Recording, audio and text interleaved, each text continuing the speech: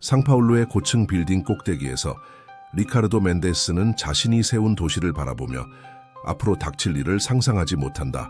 한 통의 신비로운 편지와 함께 모든 것을 한순간에 바꿀 의료 검사 결과가 도착한다. 어두운 비밀에 직면한 그는 호화로운 삶을 버리고 답을 찾기 위해 거리로 나선다. 하지만 이 여정의 매 순간이 그를 믿고 있던 모든 것을 뒤흔들 수 있는 진실에 더 가까이 다가가게 한다. 김준호는 강남구에서 가장 높은 상업용 건물의 최상층 사무실 창문을 통해 서울 도시를 내려다보고 있었다. 15세의 나이에 수십억 원대의 기업 제국을 소유하고 있음에도 그는 그 어느 때보다도 외롭다고 느꼈다. 유리에 비친 그의 모습은 우아하고 관자놀이가 희끗희끗한 갈색 눈의 남자였지만 그의 표정에는 어려운 결정들과 불면의 밤들이 남긴 무게가 실려 있었다. 그의 비서 이미영이 조용히 방에 들어와 서류 폴더를 들고 있었다. 김 사장님, 서울아산병원에서 검사 결과가 도착했습니다. 그녀의 목소리가 살짝 떨렸고 상황의 심각성을 드러냈다. 준호는 그저 고개를 끄덕일 뿐이었고 아래로 펼쳐진 콘크리트와 유리의 도시 위로 시선을 고정한 채 있었다. 진단 결과를 읽는 동안 그의 손은 떨리지 않았다. 의료 보고서는 명확하고 직접적이었다. 희귀한 유전병으로 진행성이며 알려진 치료법이 없었다. 예후는 6개월, 최대 1년이었고 이는 적극적인 치료를 받는다 해도 마찬가지였다. 준호는 서류들을 마호가니 책상 위에 올려놓고 다시 도시를 바라보았다. 미영 씨, 앞으로 며칠 동안의 모든 일정을 취소해 주세요. 그리고 이 일에 대해 아무에게도 언급하지 말아주세요. 비서는 20년 넘게 알고 지낸 상사를 걱정스럽게 바라보며 망설이다 문 앞에 서 있었다. 치료를 시작하실 거죠, 그렇죠? 준호는 그저 슬픈 미소로 답할 뿐이었다.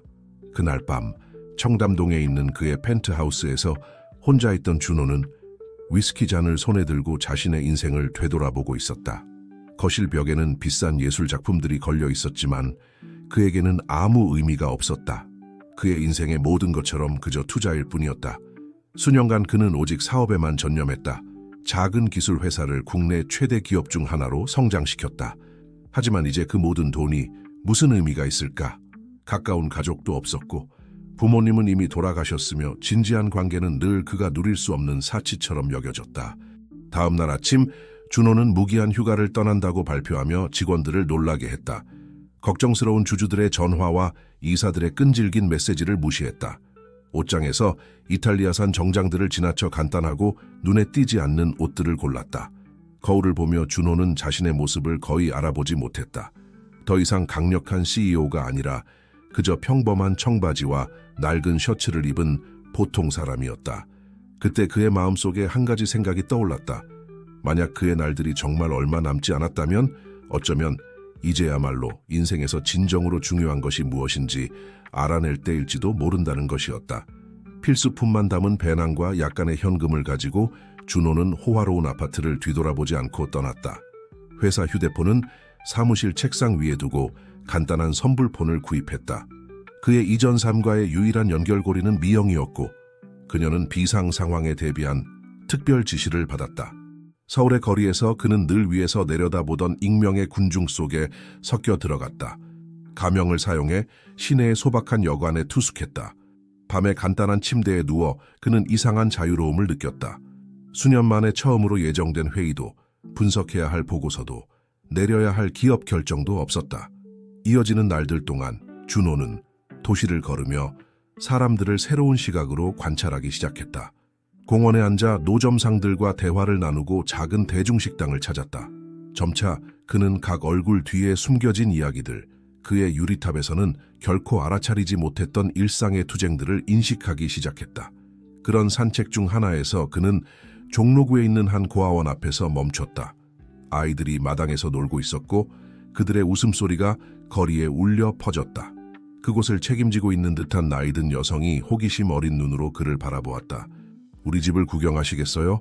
그녀가 따뜻한 미소로 물었다. 준호는 잠시 망설였지만 그 장면에서 무언가가 그의 마음을 깊이 울렸다. 바로 그 순간 준호는 진정한 유산을 남기는 것의 의미에 대해 의문을 품기 시작했다. 그것은 그의 물질적 재산이나 그가 세운 기업 제국이 아니라 훨씬 더 의미 있는 무언가일 것이다. 그는 남은 몇 달을 단순히 그의 재산을 물려받을 사람을 찾는 것이 아니라 그 돈으로 진정으로 중요한 일을 할 수 있는 사람을 찾는데 헌신하기로 결심했다. 희망의 집 고아원은 준호의 새로운 일상의 일부가 되었다. 처음에 그는 자신을 이강민이라는 이름의 자원봉사자로 소개했다. 원장인 박순자 여사는 흰머리에 온화한 미소를 지닌 노부인으로 그를 많은 질문 없이 받아들였다. 그곳에서 벗겨진 벽과 낡은 장난감들 사이에서 준호는 그의 돈으로는 결코 볼 수 없었던 세상을 발견하기 시작했다. 비오는 목요일 오후 창고에서 기부 물품을 정리하는 동안 그는 복대서 들려오는 작은 흐느낌 소리를 들었다. 소리를 따라가 보니 한 소년이 구석에 웅크리고 앉아 무릎을 껴안고 있었다. 소년은 8살 정도로 보였고 부스스한 갈색 머리와 아몬드 모양의 눈을 가지고 있었는데 그 모습이 준호에게 과거의 누군가를 상기시켰다. 괜찮니? 그가 조심스럽게 다가가며 물었다. 소년은 눈물로 얼룩진 얼굴을 들어 놀랍게도 머뭇거리며 미소를 지었다. 아빠! 소년이 벌떡 일어나 그의 다리를 껴안으며 외쳤다. 준호는 그 예상치 못한 행동에 어떻게 반응해야 할지 몰라 그대로 얼어붙었다. 마침 복도를 지나던 박순자 원장은 그 광경을 보고 갑자기 멈춰섰다. 그녀의 얼굴에 인식과 걱정이 스쳐 지나갔다. 민호야, 얘야, 다른 아이들과 마당에 가서 놀아라. 그녀가 부드럽게 말했다.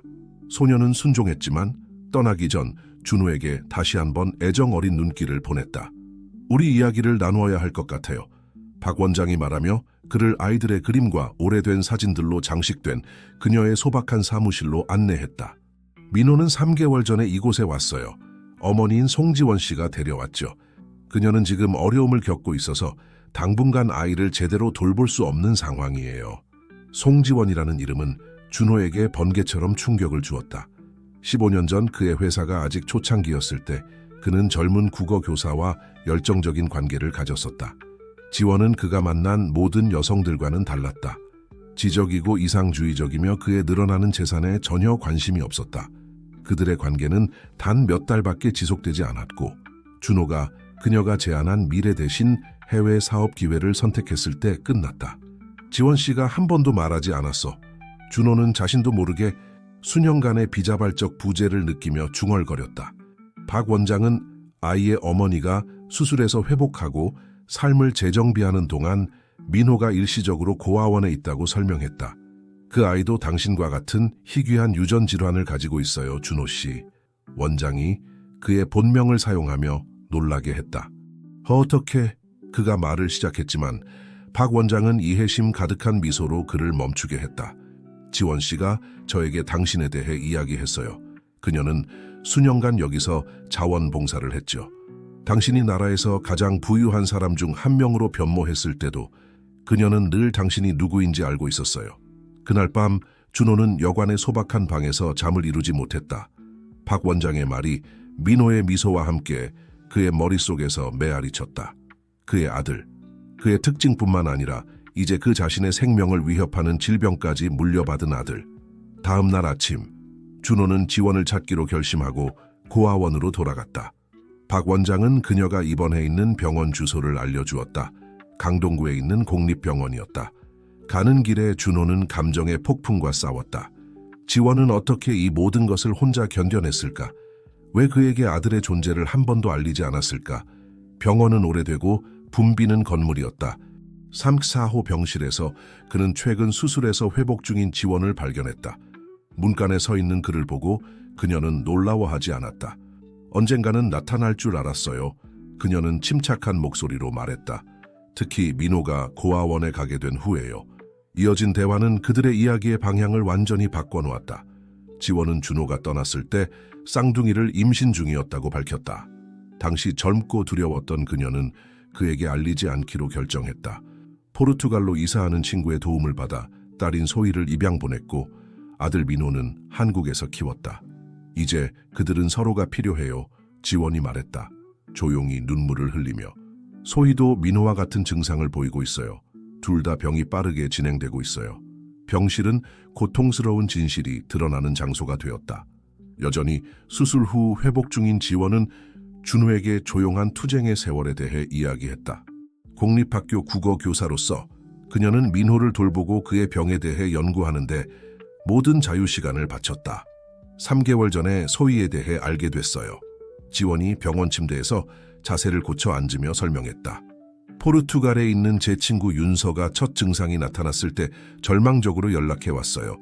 모든 악몽을 다시 겪는 것 같았죠. 그녀의 목소리가 떨리며 휴대폰에서 사진을 보여주었다. 갈색 머리에 민호와 똑같은 눈을 가진 소녀가 카메라를 향해 미소 짓고 있었다. 준호는 가슴이 조여오는 것을 느끼며 사진들을 바라보았다. 소희는 그의 쌍둥이 형제와 똑같았고 고아원에서 봤던 것과 같은 매력적인 미소를 지니고 있었다. 왜 더 일찍 저를 찾지 않았어요, 지원씨? 제가 도울 수 있었을 텐데, 뭔가 할 수 있었을 텐데. 그의 목소리가 후회로 가득 차 흔들렸다. 당신은 당신의 길을 선택했잖아요, 준호씨. 제국을 건설하고 늘 원하던 사람이 되었죠. 제가 짐이 되고 싶지 않았어요. 의무가 되고 싶지 않았어요. 지원이 잠시 멈추고 그의 눈을 바라보았다. 하지만 이제는 달라요. 아이들에게는 서로가 필요해요. 치료는 그들이 함께 있어야만 가능할 거예요. 그때 준호는 자신의 여정의 진정한 목적을 이해했다. 이는 단순히 그의 재산을 물려줄 누군가를 찾는 것이 아니었다. 그의 자원을 사용해 자신의 아이들의 생명을 구하는 것이었다. 운명은 아이러니하고 고통스러운 길을 그렸지만 동시에 가능성으로 가득 찬 길이기도 했다. 그날 오후 준호는 충실한 비서인 미영을 통해 법률팀을 가동시켰다. 몇 시간 만에 최고의 국제법 전문가들이 소희를 한국으로 데려오는 일을 돕기 위해 동원되었다. 양모인 윤서에게 연락해 상황의 심각성을 설명했고 그녀는 협조하기로 동의했다. 변호사들이 필요한 서류 작업을 하는 동안 준호는 가능한 최선의 치료법을 찾는 데 전념했다. 그는 희귀 유전병 분야의 최고 권위자 중 한 명인 김지연 박사가 서울의 한 사립병원에서 일하고 있다는 것을 알아냈다. 그녀는 뛰어난 실력으로 유명했지만 복잡한 사례에 대해서는 매우 신중한 접근을 하는 것으로도 알려져 있었다. 지원은 퇴원한 후 준호와 함께 다음 단계를 계획하기 시작했다. 민호는 고아원에서 나와 치료가 진행될 병원 근처에 준호가 임시로 임대한 아파트에서 지내게 되었다. 소녀는 상황을 완전히 이해하지는 못했지만 엄마와 새 아빠와 함께 있게 되어 행복해했다. 정말로 내 동생을 만나러 갈 수 있어요? 어느 날 밤 준호가 그를 침대에 눕히는 동안 민호가 물었다. 그의 눈은 희망과 호기심이 섞인 채 빛나고 있었다. 그래, 아들아. 준호가 대답했다. 아들이라는 단어가 그의 마음을 따뜻하게 만드는 것을 느끼며 곧 그녀가 우리와 함께 있게 될 거야. 소희가 일주일 후에 도착한다는 소식은 기쁨과 불안을 동시에 가져왔다. 윤서가 그녀와 함께 오기로 했고 이는 소녀에게 가능한 한덜 충격적인 전환을 보장하기 위함이었다. 지원은 아이들이 함께 쓸 방을 정리하는 데 시간을 보냈고 준호는 의료진과 협력하여 치료 시작을 위한 준비를 조율했다. 그러나 김지연 박사의 전화가 첫 번째 실제 장애물을 가져왔다. 김씨, 관련된 위험에 대해 이야기를 나눠야 할 것 같습니다. 그녀의 목소리가 전화를 통해 단호하게 들렸다. 당신들이 고려하고 있는 절차는 매우 섬세합니다. 결과를 보장할 수 없고 위험이 상당합니다. 준호는 다음 날 회의를 잡았고 의사를 설득하기로 결심했다. 평화롭게 자고 있는 민호를 바라보며 그는 조용히 약속했다. 그는 가진 모든 자원을 단순히 재정적인 것뿐만 아니라 그의 결단력과 영향력까지 사용해 그의 아이들이 충만한 삶을 살 기회를 갖도록 보장할 것이다. 소희의 임박한 도착은 단순히 분열된 가족의 재회를 의미하는 것이 아니라 더 큰 싸움의 시작을 의미했다. 이 싸움은 돈이나 권력 이상의 것을 요구할 것이다. 사랑과 용기, 그리고 수년과 대항으로 갈라졌지만 마침내 공통의 목적을 위해 재결합하는 가족의 힘이 필요할 것이다. 인천국제공항은 그 목요일 아침 특히 붐볐다.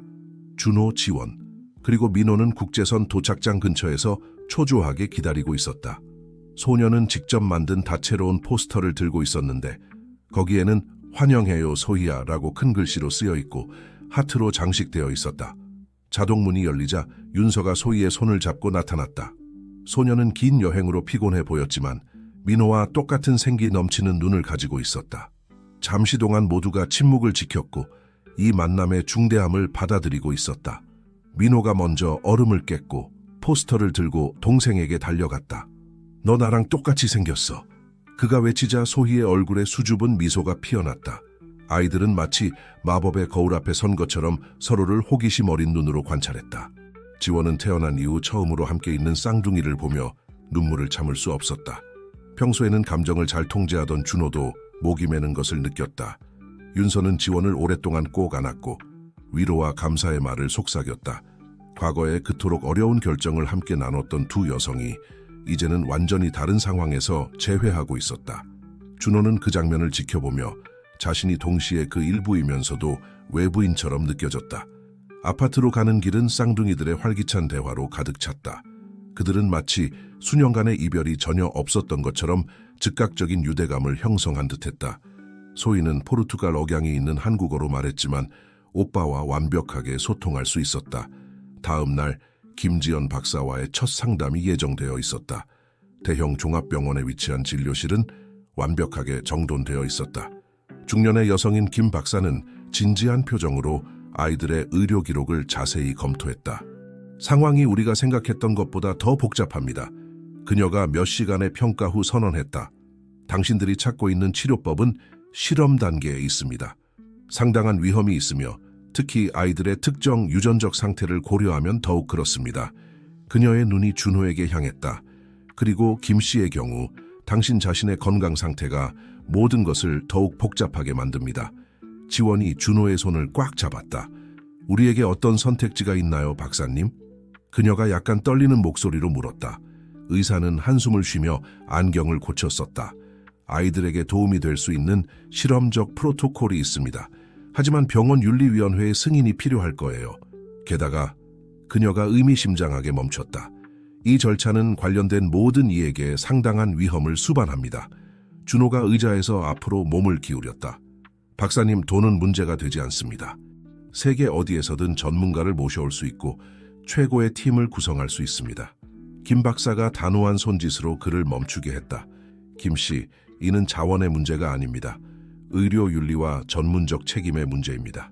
그날 밤, 아이들이 잠든 후 어른들은 아파트 거실에 모였다. 소희를 입양하기 전 포르투갈에서 생물학 교사였던 윤서가 귀중한 관점을 제시했다. 유럽에는 유망한 치료법을 개발 중인 연구센터들이 있어요. 그녀가 태블릿으로 논문들을 보여주며 설명했다. 수년간 이 병에 대해 연구해온 지원이 덧붙였다. 문제는 우리가 빨리 행동해야 한다는 거예요. 증상이 예상보다 더 빠르게 진행되고 있어요. 그녀의 시선이 창가에서 생각에 잠겨있는 준호와 마주쳤다. 김지연 박사의 저항은 그들이 극복해야 할 장애물이었다. 준호는 의사의 과도한 조심성 뒤에 뭔가 더 있다는 것을 알았고 그녀의 협조를 얻기 위해서는 그것을 밝혀내야 한다고 생각했다. 창밖으로 불빛이 빛나는 도시를 바라보며 그의 머릿속에 한 가지 아이디어가 떠올랐다. 아마도 그가 마침내 입을 열었다. 우리는 김 박사님이 왜 그렇게 저항하는지 더 잘 이해할 필요가 있을 것 같아요. 이 모든 조심성 뒤에는 분명 어떤 이야기가 있을 거예요. 지원이 고개를 끄덕이며 그의 생각을 이해했다. 윤서는 자신의 학계 인맥을 활용해 의사의 전문적 배경을 조사해보겠다고 제안했다. 복도에서 들려오는 작은 발소리가 대화를 중단시켰다. 소희가 포르투갈에서 가져온 곰 인형을 안고 문간에 서 있었다. 잠이 안 와요. 그녀가 부드럽게 말했다. 지원이 딸을 다시 침대로 데려가려고 일어섰지만 소희는 모두를 놀라게 하며 준호에게 달려갔다. 아빠, 이야기 들려주세요. 그 말, 아빠가 준호를 감정의 파도처럼 덮쳤다. 소희를 안아들며 그는 더 이상 추상적인 목적을 위해 싸우고 있는 것이 아니라는 것을 깨달았다.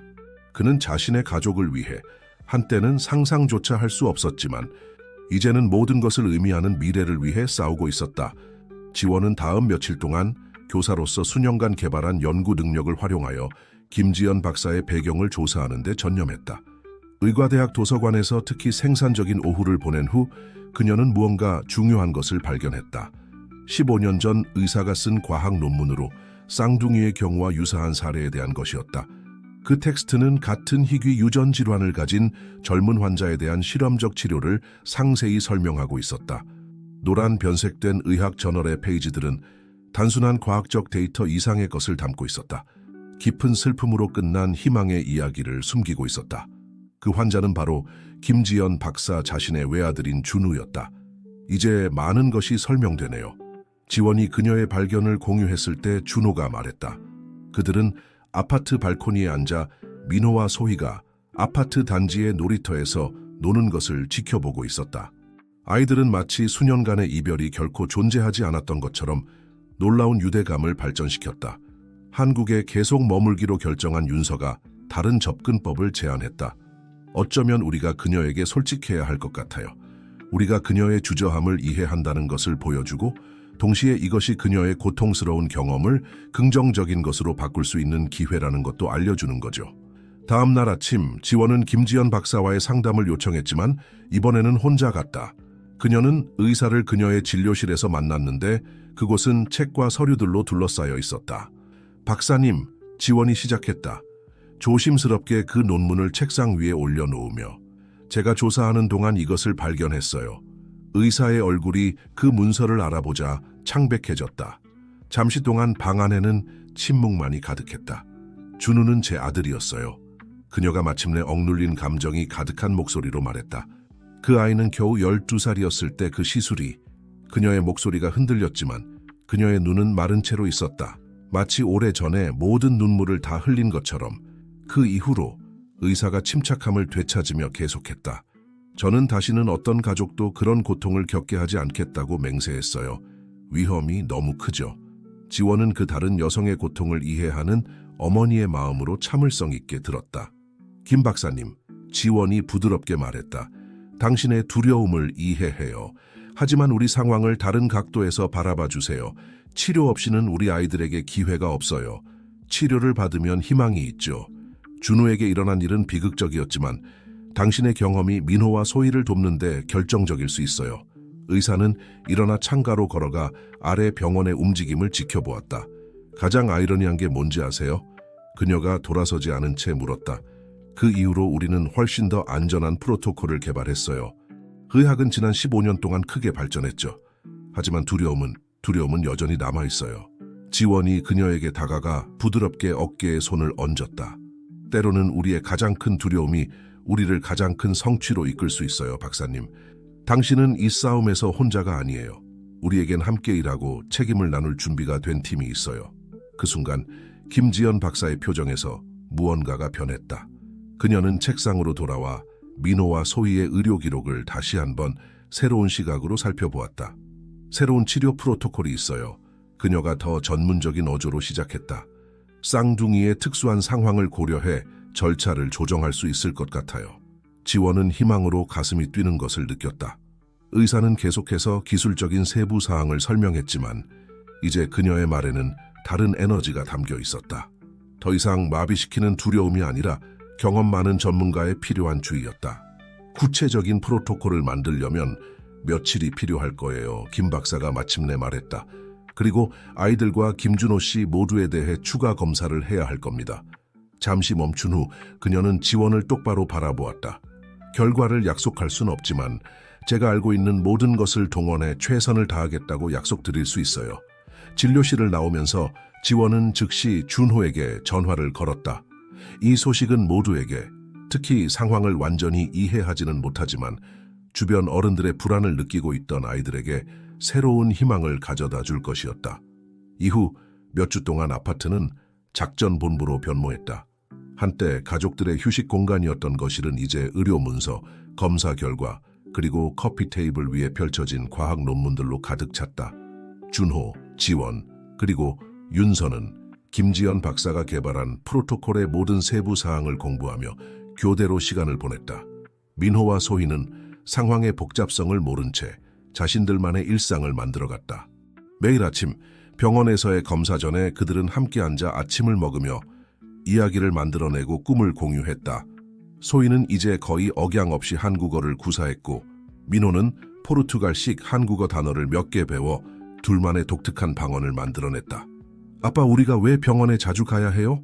어느 날 아침 준호가 그녀의 신발끈을 묶어주는 동안 소희가 물었다.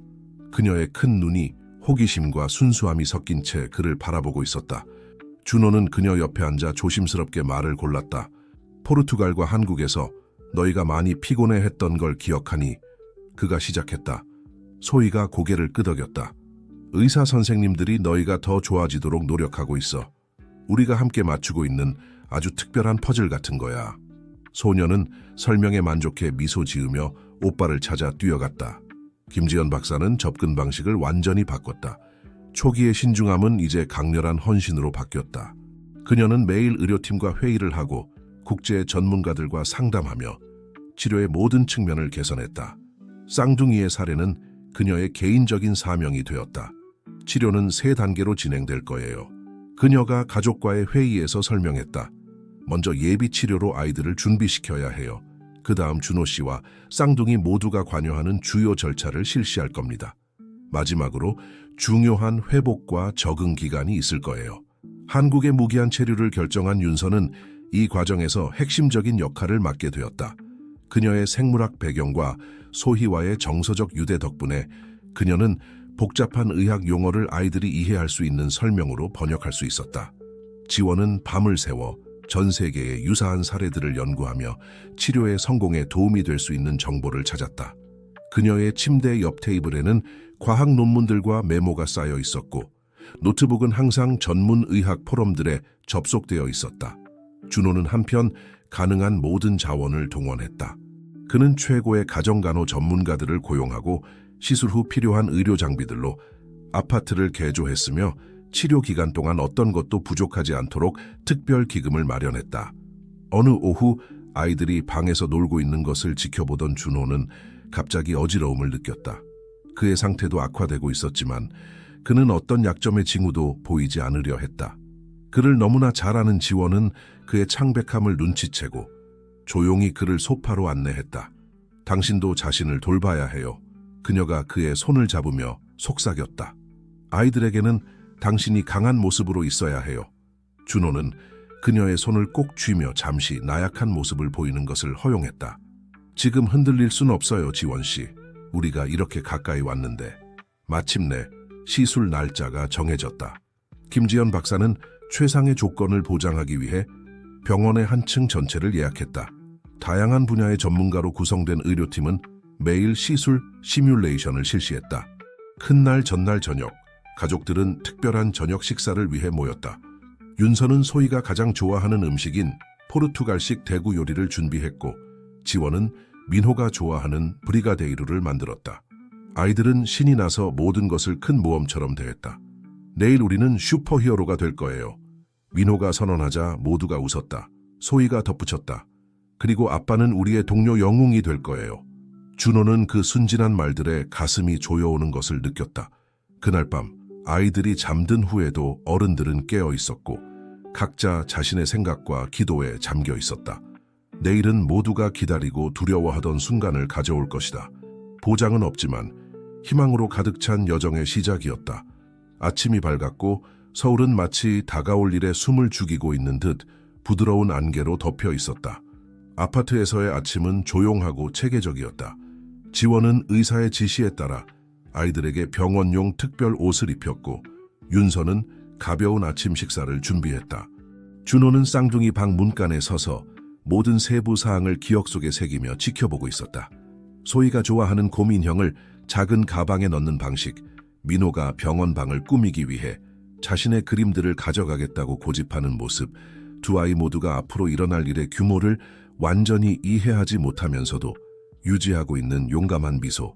시간이 됐어요. 지원이 부드럽게 시계를 확인하며 말했다. 병원에서는 필요한 모든 지원 장비를 갖춘 특별 차량을 보내왔다. 이동하는 동안 민호와 소희는 함께 만든 노래를 흥얼거렸다. 그것은 한국어와 포르투갈어가 재미있게 섞인 노래였고 긴장된 상황 속에서도 모두를 미소 짓게 만들었다. 김지연 박사가 팀과 함께 병원 특별 병동 입구에서 그들을 기다리고 있었다. 그녀의 얼굴은 모두를 안심시키는 전문가다운 평온함을 보여주고 있었다. 안녕하세요, 작은 용사들. 그녀가 아이들의 눈높이에 맞춰 무릎을 꿇으며 인사했다. 우리의 큰 모험을 시작할 준비 됐나요? 예비 절차가 즉시 시작되었다. 간호사들이 아이들을 준비시키는 동안 준호는 자신의 준비를 위해 다른 방으로 안내되었다. 지원은 동반자와 아이들 사이를 오가며 마음을 나눴다. 윤서는 소희와 함께 남아 초기 절차 동안 그녀를 달래기 위해 이야기를 들려주었다. 준비실에서 준호는 잠시 김지연 박사와 단둘이 있게 되었다. 혈압이 약간 높네요. 그녀가 그의 생체 신호를 확인하며 말했다. 아직 연기할 수도. 준호가 부드러운 손짓으로 그녀를 중단시켰다. 연기할 시간은 없어요, 박사님. 계획대로 진행합시다. 이어지는 시간들은 잘 조율된 활동들의 소용돌이였다. 의료진은 완벽하게 연습된 오케스트라처럼 정확하게 움직였다. 쌍둥이가 먼저 수술실로 옮겨졌고 준호가 그 뒤를 따랐다. 지원과 윤서는 대기실에서 서로의 손을 잡고 조용히 기다렸다. 수술실에서 김지연 박사는 팀을 확고하고 차분하게 지휘했다. 기계들은 리드미컬한 삐 소리를 내며 이 섬세한 수술의 박자를 표시했다. 처음 몇 시간은 계획대로 진행되었지만 그때 모니터들이 걱정스러운 변화를 보이기 시작했다. 성인 환자의 혈압이 떨어지고 있습니다. 마취과 의사 중 한 명이 알렸다. 김 박사는 빠른 결정을 내려야 했다. 수년간의 경험과 그녀의 과거의 유령이 이 중요한 순간에 수렴되었다. 그녀는 다음 선택이 단순히 시술의 성공뿐만 아니라 세 사람의 생명을 좌우할 수 있다는 것을 알고 있었다. 대기실에서 지원은 간호 인력의 움직임이 증가하는 것을 느꼈다. 그녀의 어머니이자 아내로서의 마음이 조여들었고 뭔가가 예상대로 진행되지 않고 있다는 것을 직감했다. 그녀의 불안을 감지한 윤서는 포르투갈어로 조용히 기도를 시작했고 그녀의 말들은 지원의 조용한 기도와 섞였다. 수술실 안에서 김지연 박사는 그녀의 진실의 순간과 마주했다. 그녀의 아들 준우에 대한 기억들이 그녀의 생각을 마비시키려 했지만 그녀는 그것들을 힘으로 바꾸었다. 역사가 반복되도록 두지 않겠어. 그녀는 위험하지만 필요한 결정을 내리며 혼잣말로 중얼거렸다. 우리가 개발한 긴급 프로토콜을 준비하세요. 그녀가 명령했고 그녀의 목소리는 수술실 전체에 울려 퍼졌다. 팀은 신선한 정확성으로 즉시 반응했다. 다음 몇 분은 관련된 모든 이들에게 결정적일 것이었다. 모니터들은 계속해서 전자음을 울리며 각각의 심장 박동, 각각의 호흡, 생명을 위한 투쟁의 매 순간을 기록했다. 김지연 박사는 자신의 임무에 집중하며 팀을 이 중요한 순간을 통과하도록 이끌었고 그녀의 가장 큰 두려움을 그녀의 가장 큰 힘으로 변화시켰다.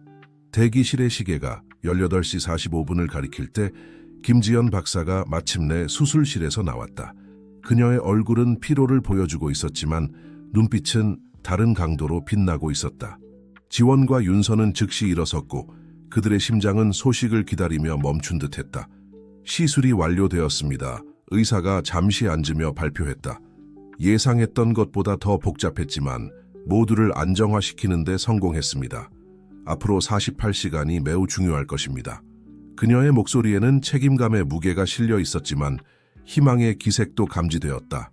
아이들은 소아 중환자실로 옮겨졌고 준호는 성인 중환자실로 보내졌다.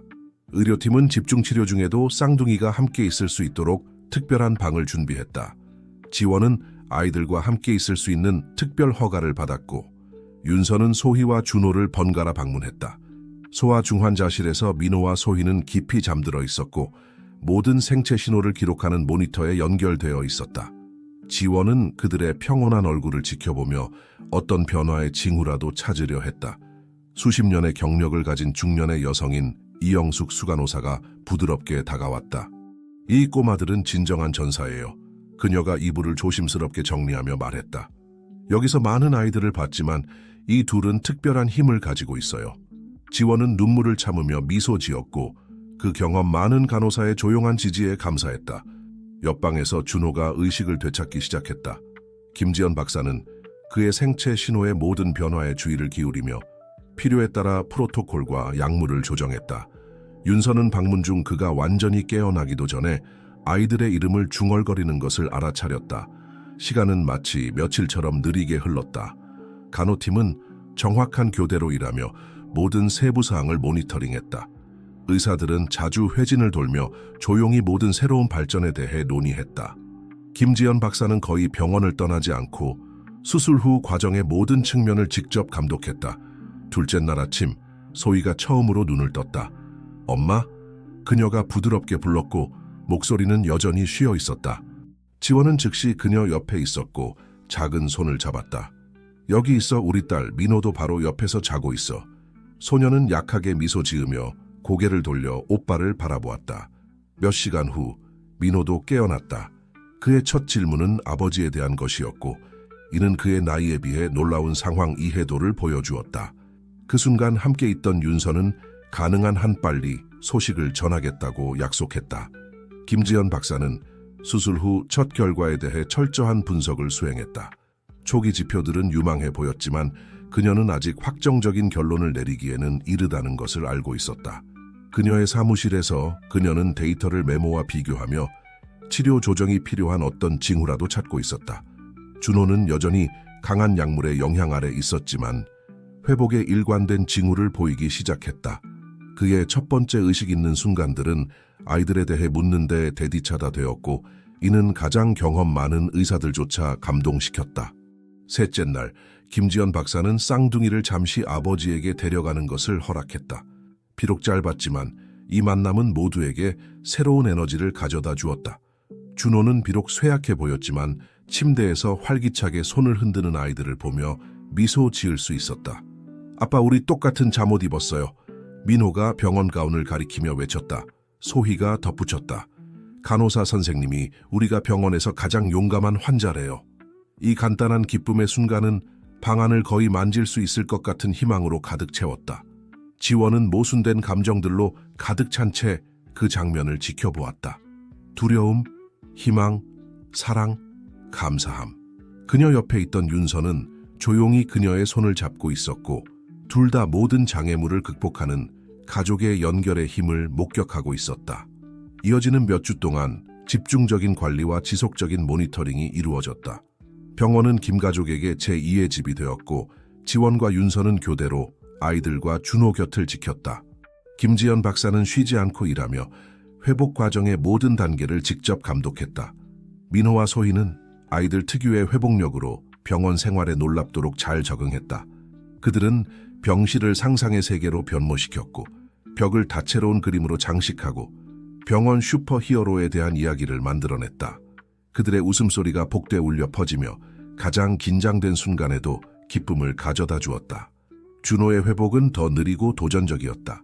그의 기존 상태와 시술의 복합적인 영향으로 집중치료가 필요했다. 그러나 그의 의지는 흔들리지 않았다. 헌신적인 물리치료사들의 도움을 받아 그는 매일 힘을 회복하기 위해 노력했고 아이들과 함께 있고 싶다는 열망이 그를 동기부여했다. 특별히 의미 있는 어느 오후 김지연 박사가 억제된 미소를 지으며 준호의 병실에 들어왔다. 김씨, 아이들의 최근 검사 결과가 유망한 개선 징후를 보여주고 있어요. 그리고 당신의 상태도 우리가 예상했던 것보다 더 잘 진전되고 있습니다. 준호는 감정의 물결이 밀려오는 것을 느꼈다. 그럼 이건 그가 희망을 품은 채 머뭇거리며 시작했다. 우리가 올바른 방향으로 가고 있다는 뜻입니다. 의사가 전문가다운 주의를 기울이며 말을 이었다. 아직 갈 길이 멀지만 초기 지표들은 매우 긍정적입니다. 이 소식은 의료진과 가족들 사이에 빠르게 퍼졌다. 지원은 그 말을 듣자마자 윤서를 껴안았고 둘 다 안도와 조심스러운 기쁨의 눈물을 흘렸다. 아이들의 병실에서 이영숙 간호사는 민호와 소희와 특별한 하이파이브를 나누며 축하했다. 아이들은 상황을 완전히 이해하지 못했지만 좋은 일이 일어났다는 것을 느낄 수 있었다. 날이 갈수록 개선의 징후는 더욱 뚜렷해졌다. 민호와 소희는 점점 더 생기와 에너지를 되찾았고 그들의 눈은 새로운 활력으로 빛났다. 준호도 여전히 약했지만 복도를 짧게 산책하기 시작했고 항상 지원이나 물리치료사가 동행했다. 김지연 박사는 환자들의 진전을 지켜보며 전문적인 만족감과 개인적인 안도감을 동시에 느꼈다. 그녀의 과거의 유령은 여전히 존재했지만 이제 그것은 구원의 느낌으로 바뀌기 시작했다. 지원과의 개인적인 대화에서 그녀는 이렇게 말했다. 당신 가족을 돌보는 것이 제 오래된 상처를 치유하는 데 도움이 되고 있어요. 저를 믿어주셔서 감사합니다. 준호와 쌍둥이 사이의 방문은 더 빈번해지고 길어졌다. 그런 방문 중 하나에서 민호가 모두를 놀라게 하며 선언했다. 제가 크면 김지연 박사님처럼 의사가 될 거예요. 뒤지지 않으려는 듯 소희가 덧붙였다. 그럼 나는 이영숙 간호사 선생님처럼 간호사가 될 거야. 어른들은 감동의 눈빛을 교환했고 그 순진한 말 속에서 희망의 부활을 보았다. 처음에는 짧은 체류를 계획했던 윤서는 한국에 무기한 머물기로 결정했다. 소희와 민호에게는 지금 안정이 필요해요. 그녀가 설명했다. 그리고 솔직히 말해서 이제는 이 가족을 떠나 살아가는 것을 상상할 수 없어요. 그녀의 결정은 모두에게 기쁨과 감사함으로 받아들여졌다. 회복이 진행됨에 따라 준호는 삶의 우선순위를 제고하기 시작했다. 병원에서의 긴 시간 동안의 성찰은 그를 중요한 결정으로 이끌었다. 지원과의 대화에서 그는 이렇게 말했다. 우리의 재산을 더 큰 목적을 위해 사용하고 싶어요. 아동희귀 질환 연구와 치료를 위한 재단을 만드는 것을 생각하고 있어요. 지원은 그 아이디어에 감동받아 덧붙였다. 가족들을 위한 지원 프로그램도 포함시킬 수 있을 거예요. 과거에 우리에게 이런 것이 있었다면 얼마나 큰 차이를 만들었을지 알아요. 부부는 세부 사항을 논의하며 시간을 보냈고 마침내 그들의 삶을 위한 더 큰 목적을 찾았다는 느낌을 받았다. 병원 퇴원 소식은 긴 폭풍 후에 햇살처럼 찾아왔다. 김지연 박사는 여전히 조심스러웠지만 낙관적인 태도를 감추지 못했다. 곧 집으로 돌아갈 준비를 하세요. 그녀가 방문 중에 발표했다. 하지만 치료는 계속될 거고 지속적인 관찰이 필요할 거예요. 병원을 떠날 생각에 다양한 감정이 섞였다. 회복에 대한 기쁨, 알 수 없는 것에 대한 불안, 그리고 고통과 투쟁, 치유와 희망의 피난처가 되어준 이 장소에 대한 이상한 향수까지. 퇴원 당일 맑고 화창한 날씨가 마치 김 가족의 승리를 축하하는 듯했다. 준호가 몇 달 전에 임대했던 아파트는 윤서와 전문가 팀에 의해 가족을 맞이할 준비가 되어 있었다. 치료를 계속하기 위한 의료 장비들이 조심스럽게 설치되어 환경이 안전하면서도 편안하도록 만들어졌다. 병원을 떠나는 순간은 달콤스름했다. 민호와 소희는 간호팀과 감동적으로 작별 인사를 나누었고 특히 그들에게 할머니 같은 존재가 되어준 이영숙 간호사와의 이별이 가장 어려웠다. 준호와 지원도 김지연 박사와 의미 깊은 눈빛을 교환했고 그들이 느끼는 감사함을 표현하기에는 말로는 부족해 보였다. 기억하세요. 김지연 박사가 억눌린 감정이 가득한 목소리로 말했다. 이것은 단지 새로운 단계의 시작일 뿐입니다. 저는 계속해서 여러분을 가까이에서 지켜볼 것입니다. 그녀는 지원에게 상세한 지침과 후속 진료 및 검사 일정이 담긴 폴더를 건넸다. 아파트에 도착하자 그것은 재발견의 순간이었다. 민호와 소희는 수주간의 병원 생활 후 새로운 공간과 자유를 만끽하며 방 하나하나를 뛰어다녔다. 준호는 여전히 조금 불편한 움직임으로 발코니에 앉아 도시의 공기를 깊이 들이마셨고 이제 그의 눈에는 모든 것이 새롭게 보였다. 이어지는 날들은 희망으로 가득 찬 새로운 일상을 가져왔다. 아침은 의료관리에 할애되었다. 약물 복용, 물리치료 운동, 생체 징후 확인 등.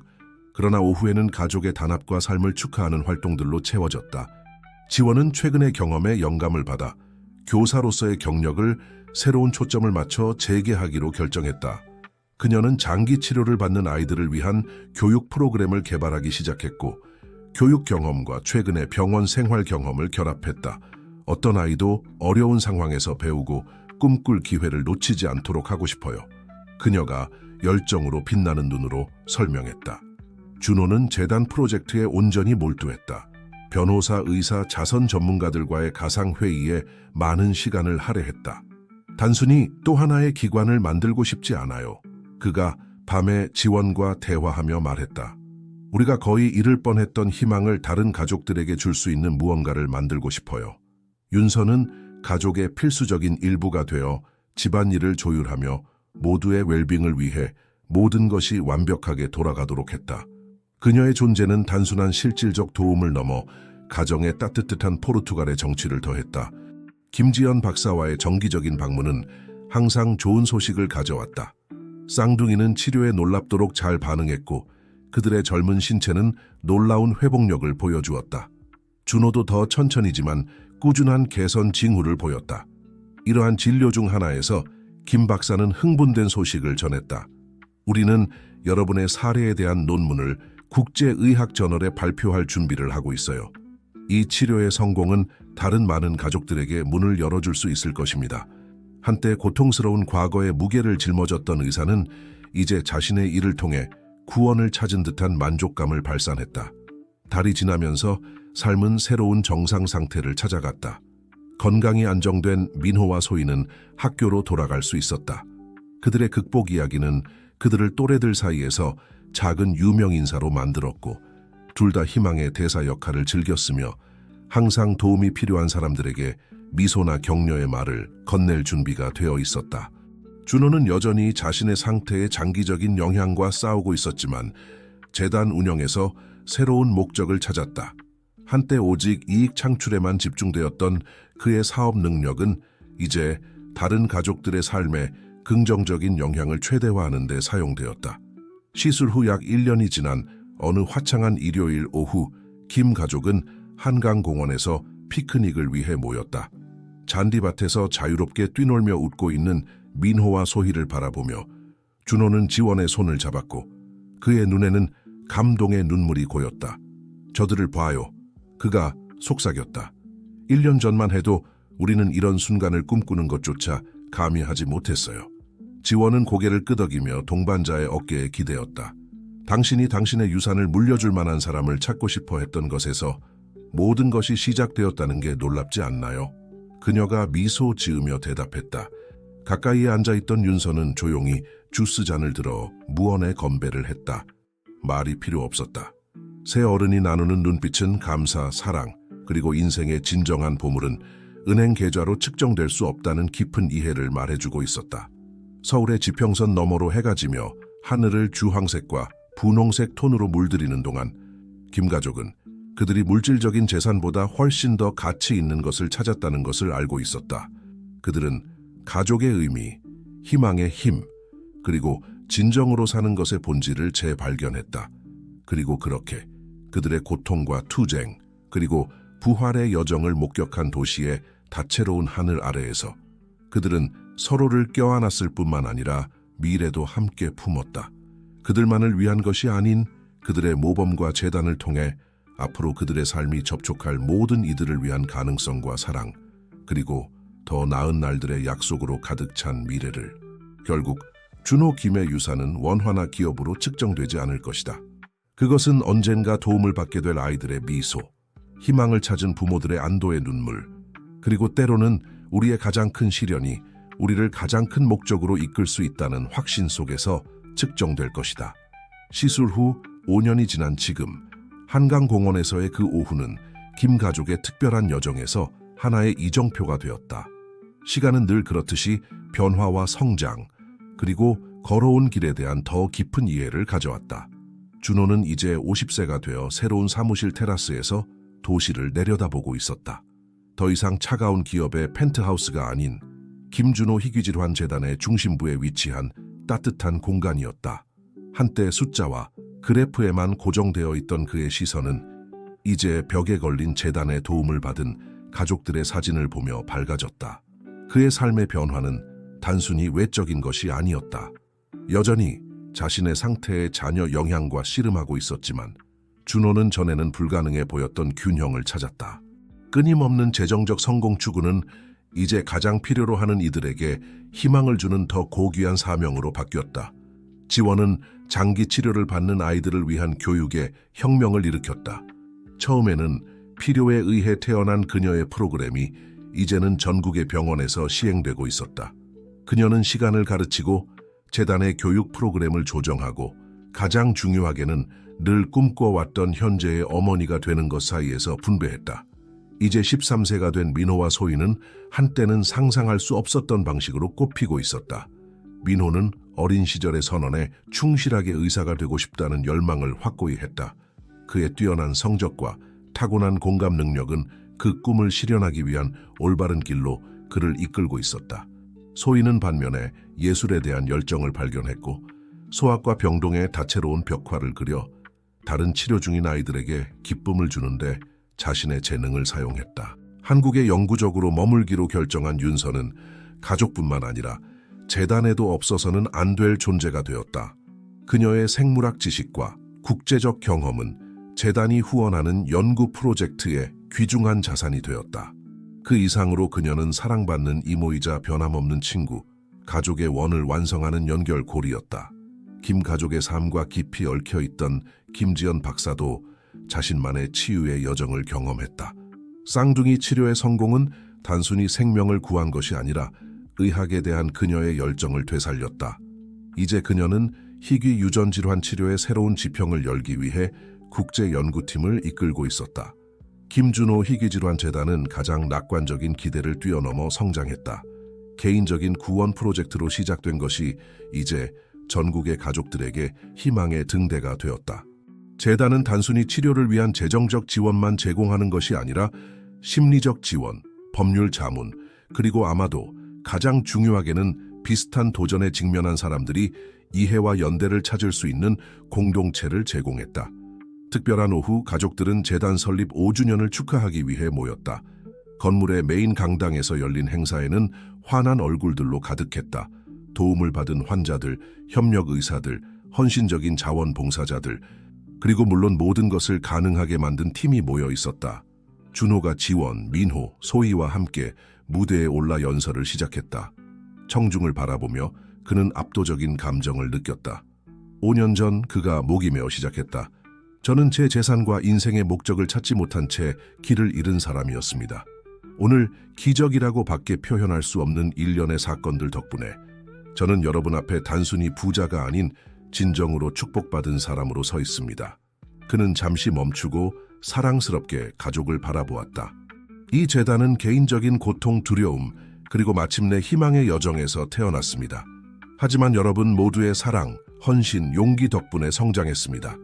이 방에서 보는 모든 미소, 듣는 모든 극복 이야기는 선한 일을 하기로 결심한 사람들의 단합보다 더 강력한 힘은 없다는 것을 상기시켜줍니다. 지원이 이어 말을 이었다. 우리가 이 여정을 시작했을 때 우리는 단지 우리 아이들의 생명을 위해 싸우고 있다고 생각했습니다. 하지만 우리는 훨씬 더 큰 무언가를 위해 싸우고 있었다는 것을 깨달았어요. 희귀 질환에 직면한 어떤 가족도 혼자 싸우지 않아도 되는 미래를 위해서요. 이제 자신감 넘치는 청소년이 된 민호와 소희도 자신들의 경험을 나누었다. 그들은 한때 그들의 생명을 위협했던 질병이 이제 어떻게 다른 이들을 돕는 데 영감을 주는지에 대해 이야기했다. 그들의 증언은 모두를 감동시켰고 재단이 만든 지속적인 영향력을 강력하게 상기시켰다. 행사가 끝나고 사람들이 어울리며 이야기를 나누고 희망을 새롭게 하는 동안 준호는 조용한 순간을 찾았다. 그의 앞에 펼쳐진 광경을 바라보며 그의 가족, 헌신적인 팀, 도움을 받은 사람들의 웃는 얼굴들, 그는 깊은 성취감을 느꼈다. 그의 시선이 방 건너편의 지원과 마주쳤다. 그 조용한 순간 그들은 말로 표현할 수 있는 것보다 더 많은 것을 공유했다. 그들은 절망과 불확실성의 자리에서 출발해 진정으로 특별한 것을 만들어냈다. 여정이 쉽지는 않았다. 의심의 날들, 걱정의 밤들, 책임감의 무게가 압도적으로 느껴지는 순간들이 있었다. 하지만 극복한 모든 도전, 변화된 모든 삶, 되찾은 모든 미소는 이 모든 것을 무의미하게 만들었다. 준호는 처음에 그의 유산을 물려받을 만한 사람을 찾으려던 시도가 훨씬 더 의미 있는 것으로 변모했다는 것을 깨달았다. 그는 단순히 재산을 전달하는 것이 아니라 그의 삶을 훨씬 넘어설 희망, 연민, 긍정적인 변화의 유산을 만들고 있었다. 서울의 밤이 내리는 가운데 김가족, 준호, 지원, 민호, 소희, 그리고 윤서가 사진을 찍기 위해 모였다. 그들의 미소는 단순한 순간의 행복이 아닌 깊고 지속적인 기쁨을 반영하고 있었다. 그들은 단순히 폭풍을 견뎌낸 것이 아니라 새로워진 목적과 인생에서 진정으로 중요한 것에 대한 더 깊은 이해를 가지고 그 폭풍에서 나온 것이다. 그리고 그렇게 도시의 불빛이 밤하늘을 밝히기 시작하는 동안 김준호 희귀질환 재단은 계속해서 일하며 많은 이들의 삶에 희망의 등대 역할을 했다. 이는 사랑, 인내, 그리고 인간의 관대함에 변화시키는 힘에 대한 살아있는 증거였다.